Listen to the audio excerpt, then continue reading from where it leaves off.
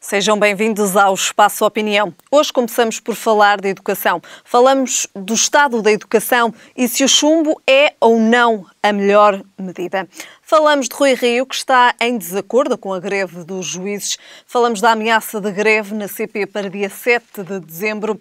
Falamos também dos municípios que chegaram a receber 5.000 euros por cada quilómetro de estrada. E na política internacional falamos de Centeno e da questão de Itália. São estes os temas que temos hoje em análise. Comigo em estúdio, Albino Almeida. Albino, obrigada desde já pela sua presença. Obrigado. Albino Almeida, começamos precisamente pelo estado da educação. Muito bem, uma saudação que já é habitual para quem nos pode ver e ouvir lá em casa. Queria naturalmente dar nota de que durante muitos anos lidei com o problema da educação. E na altura fizemos um levantamento que dizia que uma reprovação significava um custo por aluno muito elevado. Na altura dissemos que a sinistralidade de reprovações, ou seja, a sinistralidade educativa, era quase semelhante à sinistralidade rodoviária. Não só porque era um custo objetivo, ou seja, todo o investimento que tinha sido feito nos alunos era, digamos assim,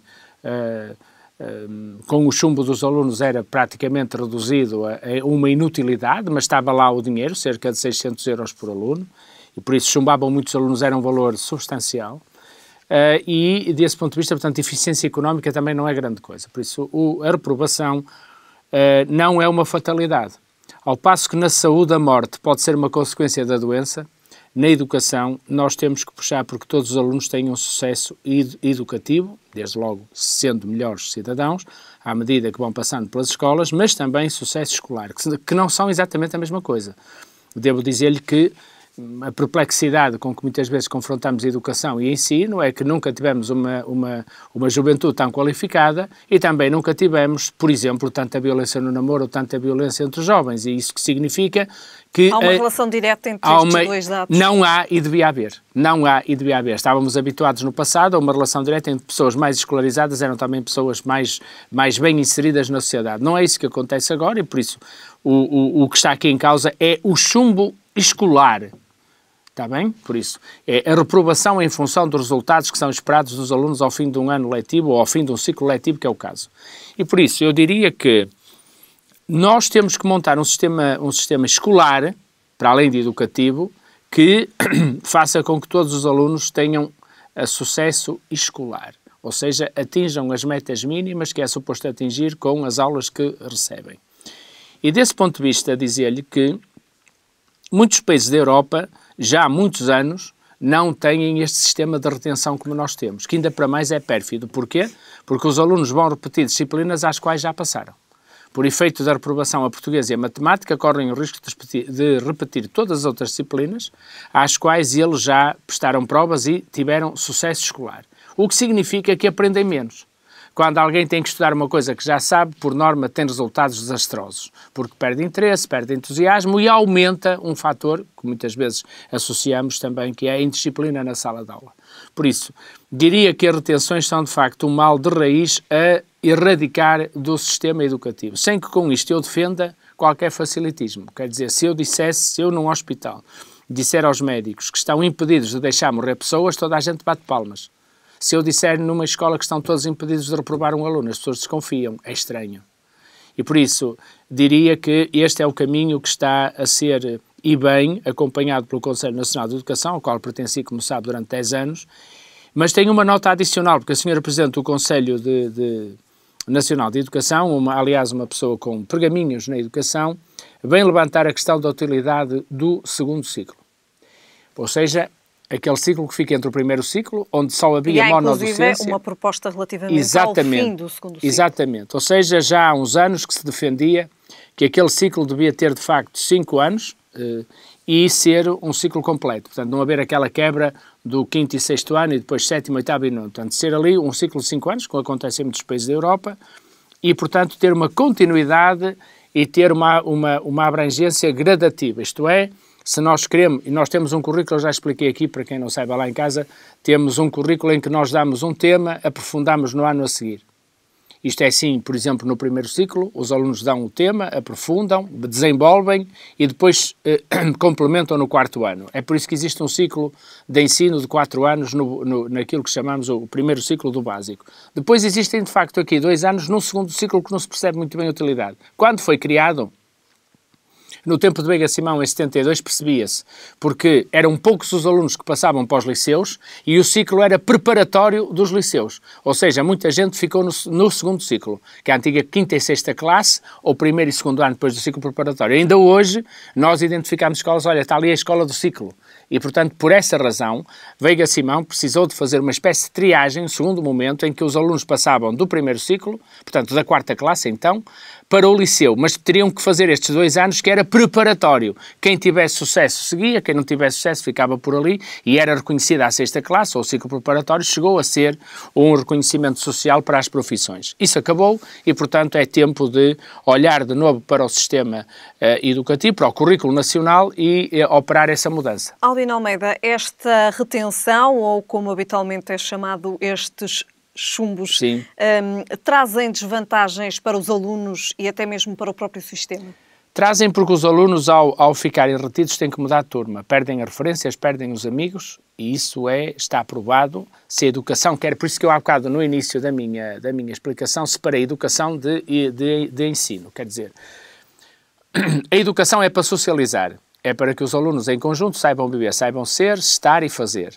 Quando saem de uma turma por efeito de retenção, é uma humilhação, número 1, é uma baixa autoestima, número 2, e em terceiro lugar, perdem as referências. Os amigos prosseguem e eles ficam para trás. Não raras vezes, estes alunos, que ficam mais velhos que os outros, porque entretanto passam um ano, e eles vão apanhar aqueles que vão estar, por exemplo, se dessemos o exemplo do segundo ano do ciclo, que falámos aqui atrás, ou seja, do 7º ano, se um aluno repete o 7º ano, ele vai repetir o 7º ano numa turma que vem do 6º, em que os alunos têm menos 1 ano.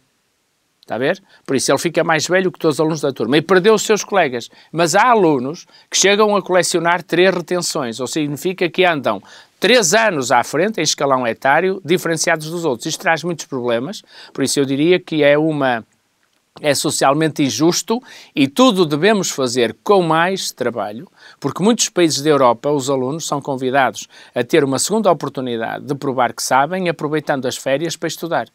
Albino Almeida, é também, ou pode ser também aqui, uma forma e também, digamos assim, uma decisão que esta retenção pode levar ao abandono escolar? Normalmente está ligado, porque ninguém é masoquista, quer dizer, se um aluno reprova a primeira vez, depois mais tarde reprova uma segunda vez, começa a convencer-se que não tem jeito nenhum para aquilo. E, portanto, naturalmente a vontade de abandonar é grande. Depois, como ele avança na idade, fica desenquadrado, como eu estava a explicar, dos seus colegas e da sua geração, ele fica numa idade em que outros fatores vão pesar. Por exemplo, o primeiro namoro. Não raras vezes, estes miúdos que têm retenções escolares afirmam-se muito bem noutros patamares. Um deles é serem o rei do bairro alto, outras vezes é terem uns namoricos com as raparigas à frente e, portanto, significa que se perdem. Grosso modo, perdem-se, ou seja, em muitos casos o sistema educativo até aos 18 anos é obrigado a saber onde eles estão, portanto não pode deixar um aluno, se deixar a escola, pode a polícia, pode a junta de freguesia, pode a Câmara procurar perceber onde é que ele está, o que é que ele está a fazer, porque em condições normais deveria estar numa sala de aula, mas quando ele atinge 18 anos ninguém vai atrás dele mais. Ele pode atingir os 18 anos e só ter, por exemplo, o 9º ano, por efeito das retenções. Ora, quando ele chega aos 18 anos, à maioridade, sem terminar a escolaridade, a primeira coisa que lhe apetece fazer é tentar outra coisa. E é por isso que temos baixas qualificações, temos um conjunto de jovens que passam os 18 anos sem a qualificação mínima que seria o 12º ano. Albino Almeida, uma última questão relativamente à educação. Há pouco falava também em saúde, fazia aqui também uma comparação entre educação e saúde e precisamente também aqui um investimento mais deficitário nestes 2 setores públicos. Albino Almeida, o que é preciso mudar na educação? Fundamentalmente ter a noção de que é com jovens mais qualificados que nós conseguiremos acompanhar a evolução do mundo moderno. Já falámos disso aqui, mas enfim, vou recordar o que já aqui falámos. Nós hoje temos uma grande busca de engenheiros, uma grande busca de profissões ligadas com a matemática, mas também com as línguas, nomeadamente o francês, que há uns anos atrás, no meu tempo, era, digamos, a língua mais estudada durante o percurso escolar e depois deixou de ser. E hoje temos, por exemplo, várias empresas francesas a oferecer trabalho e não tem quem fale francês. Por isso, eu diria que um dos caminhos, que aliás não está dito aqui, mas está no estudo do Conselho Nacional de Educação, para o qual já pude olhar em viés, diz claramente isto, ou seja, nós temos que afinar o sistema educativo pela preparação para o exercício de uma profissão que não sabemos se vai ser para toda a vida, e na maior parte dos casos não é.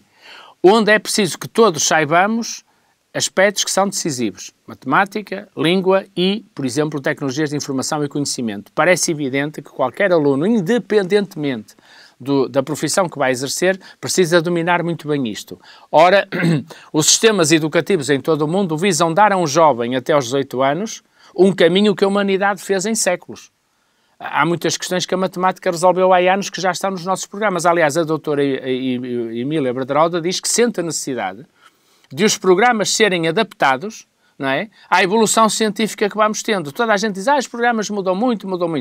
Pelo visto, ela constata que muito do que se ensina da escola já não tem nada a ver com aquilo que se investigou em áreas, por exemplo, como as ciências. E, portanto, valerá a pena olhar com atenção para isto e pensar sempre que o jovem tem que estar preparado para saber estar, saber fazer e saber conviver com os outros e ter bons conhecimentos matriciais que lhe permitam aprender ao longo da vida. Muito bem. Albino Almeida, passamos agora ao próximo tema. Falamos da greve dos juízes, uma greve que não é consensual. Como é que podemos encarar esta greve, Albino Almeida?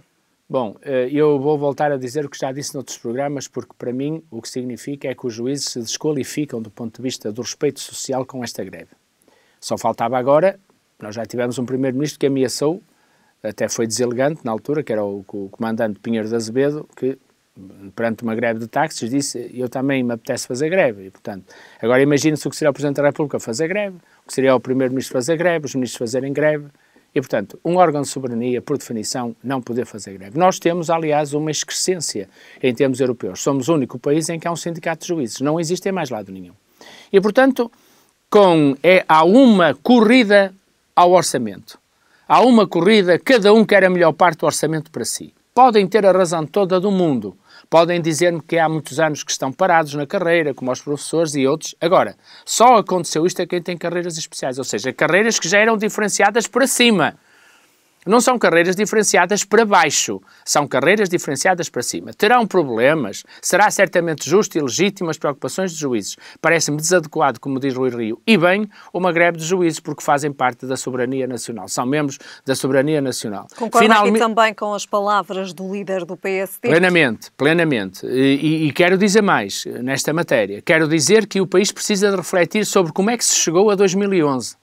Quando se tenta tornar um primeiro-ministro de então o único responsável pelo país ter chegado à situação a que chegou em 2011, não é? De ter que pedir ajuda externa para cumprir para honrar os seus compromissos, nós hoje percebemos que se o governo não tiver mão firme, todos e cada um acham que têm mais razão que os outros. Se o governo desse passagem às reivindicações de todos, provavelmente entraríamos num processo em que teremos que estar daqui a uns anos a cortar tudo outra vez a todos. Portanto, espero bem que o governo mantenha uma linha de rumo firme, naturalmente encontre soluções para estes problemas, mas quer-me parecer que há aqui um abuso de uma circunstância que está na cabeça das pessoas. Antes das eleições, vamos fazer a nossa forcinha, vamos todos fazer aqui um esforço muito grande, porque talvez consigamos aquilo que em condições normais não consideraríamos. E é tempo do país pensar que quando o Presidente da República fala de populismo ou que se fala de eleitoralismo nos orçamentos, é disto que estamos a falar. Uma coisa é distribuir o que se ganha por todos, outra coisa é dar a uns aquilo que os outros não conseguiram ganhar. Albino Almeida, ainda dentro do tema da greve, falamos da ameaça de greve da CP para o dia 7 de dezembro. Mais uma ameaça de greve, Albino Almeida?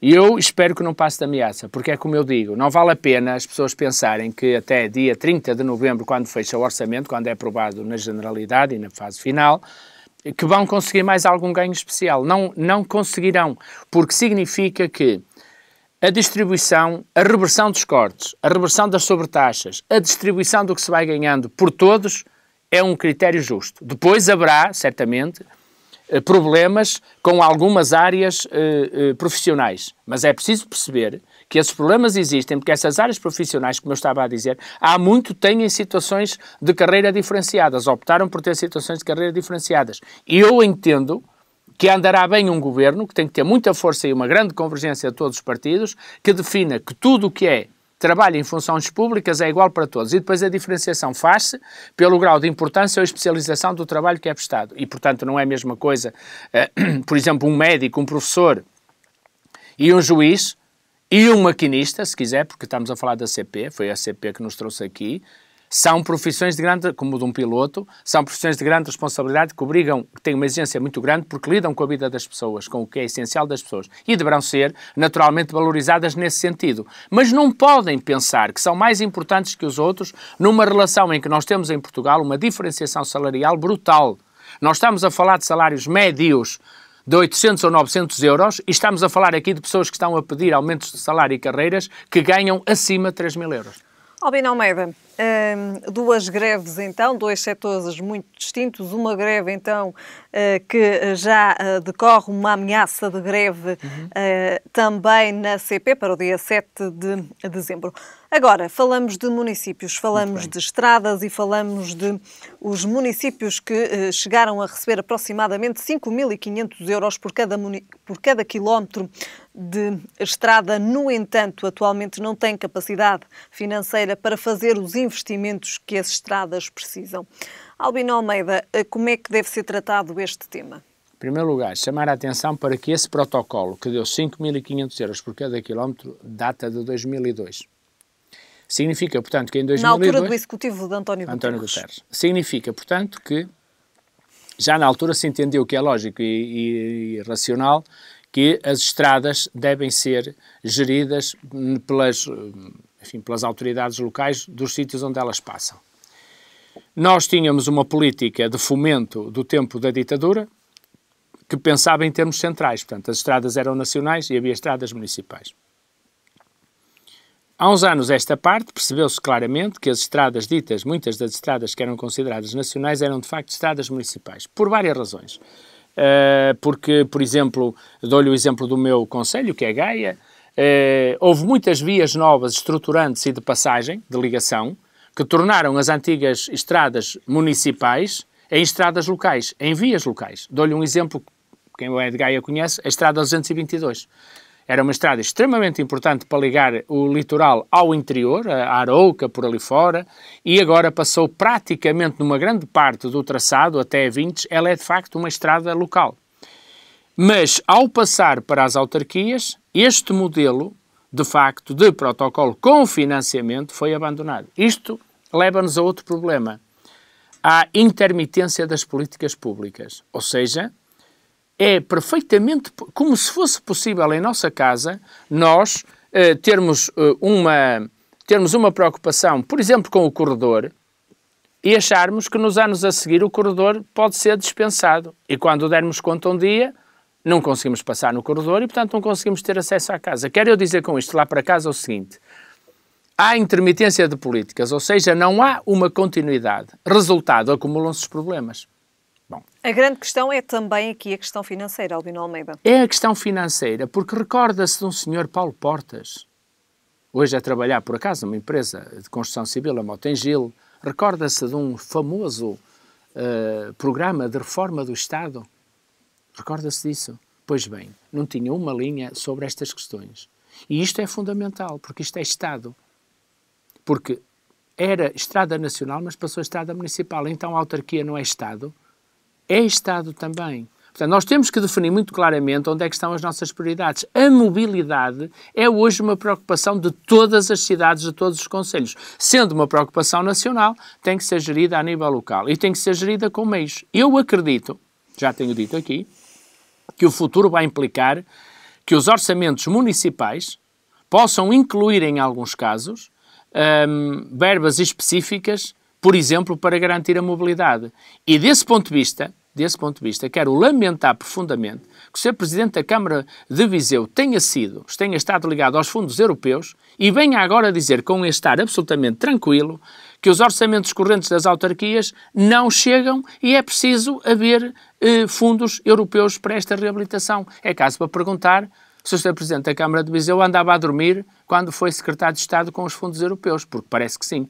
E, portanto, isso é que é grave, ou seja, dá bem a dimensão de como o país é. Nós acreditamos muito em Nossa Senhora de Fátima, também temos boas razões para acreditar. Fomos nós que levámos o cristianismo para o outro lado do mundo. Mas ela, de vez em quando, talvez chamada por outras coisas mais emergentes, como a Venezuela e o México, distrai-se um bocadinho e lá nos cai uma estrada, lá nos acontecem incêndios e tal, porque nós acreditamos que ela toma sempre conta de nós e é complicado. Albino Almeida, temos ainda outra questão para falar, temos a questão de Itália também e aqui o papel de Centeno na questão de Itália, mas uma última questão relativa ainda aos municípios. Quando se fala em municípios, quando se fala do aumento de responsabilidades dos municípios, é esta também aqui uma das principais questões. Albino Almeida, é inevitável falar de um tema que tem sido recorrente também aqui abordarmos, que é a descentralização. E eu continuo a dizer exatamente aquilo que tenho dito, tenho essa convicção profunda. Ainda ontem estive a apresentar um estudo universitário em Lisboa, que não tem a ver com isto, mas lá vai cair também fatalmente. A questão da descentralização implica que tenhamos todos a noção de que há muitos anos na Europa há taxas locais para garantir determinados serviços públicos. E mais, há até localidades onde os cidadãos sabem que estão a pagar €1 por mês, por exemplo, para a manutenção das estradas, para isto ou para aquilo. Não vale a pena fugirmos à questão. Nós temos aí uma transferência de competências para as juntas de freguesia que não traz dinheiro. Globalmente, o Estado aumenta 5% o valor do que vai entregar às autarquias, mas depois diz as competências que vamos dar às juntas são as câmaras que as pagam. Ora, se toda a gente tirar onde ninguém põe, o saco vai ao fundo depressa. Por isso, eu diria que a regionalização vai trazer o problema da subsidiariedade, isto é, da necessidade absoluta de haver um esforço local para complementar políticas que até agora eram nacionais, sendo que o Estado tem que garantir aos mais pequenos, aos municípios mais pequenos, às localidades mais pequenas, meios que eles não terão, porque ou não vivem lá pessoas ou não há riqueza suficiente para poder fazer face às responsabilidades. E, portanto, eu direi que nós estamos a falar de que o futuro nos trará governação multinível e também impostos locais ou taxas locais para garantir a harmonia dos serviços públicos. Muito bem. Albino Almeida, agora então falamos de política internacional, falamos da Itália. A Itália então aqui num braço de ferro com Bruxelas. Albino Almeida, podemos dizer que é esta a primeira dificuldade de Centeno?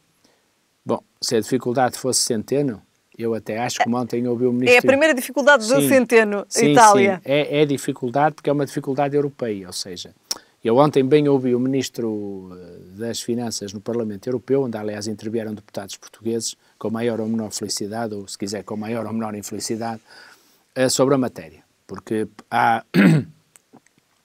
deputados europeus que por razões ideológicas ainda não perceberam da bondade do caminho que Portugal seguiu nos últimos 3 anos, que é conciliar os objetivos de política macroeconómica com os objetivos de política orçamental europeus. Porque o problema é que a Europa construiu um euro com base num déficit orçamental máximo de 3%. E neste momento, na verdade, isso já está ultrapassado, ou seja, todos tenderão para o zero. Porquê? Por causa das dívidas soberanas. A Itália, a Espanha e outros países têm dívidas muito altas, a França também, e, portanto, entende-se e bem que se todos os anos nós estivermos numa situação em que estamos com déficit em relação ao que recebemos e ao que temos que pagar, e por isso eu falava há bocado das taxas locais para alguns serviços locais, nós teremos um problema, que é o problema da dívida, porque quando eu gasto mais do que aquilo que eu ganho, alguém vai ter que financiar. E, portanto, essa é a questão europeia.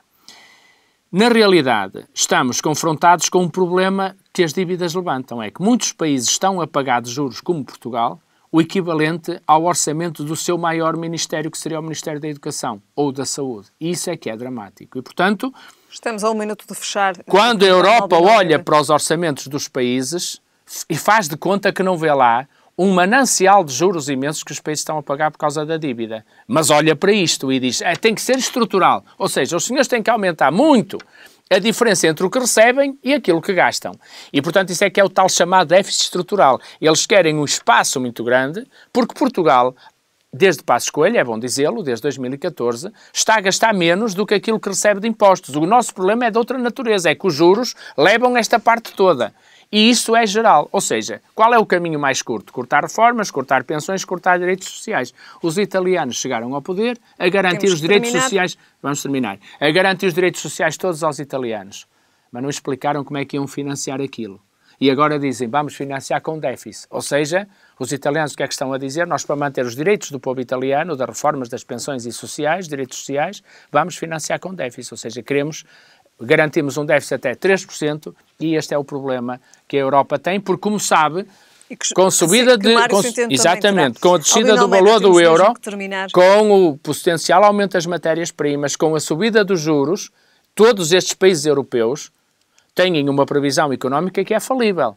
Por isso, Portugal também está no tal grupo de países que causa algumas preocupações à Europa. E eu acho que Portugal causa menos preocupações ao Centeno do que causa a Itália. Mas isso remete para a reforma da forma como nós fizemos o euro. Muito bem. Albino Almeida, terminamos então a falar da questão de Itália e se de facto é ou não a primeira dificuldade de Centeno enquanto líder do Eurogrupo. Voltamos a ver-nos na próxima semana. Boa semana. Obrigado.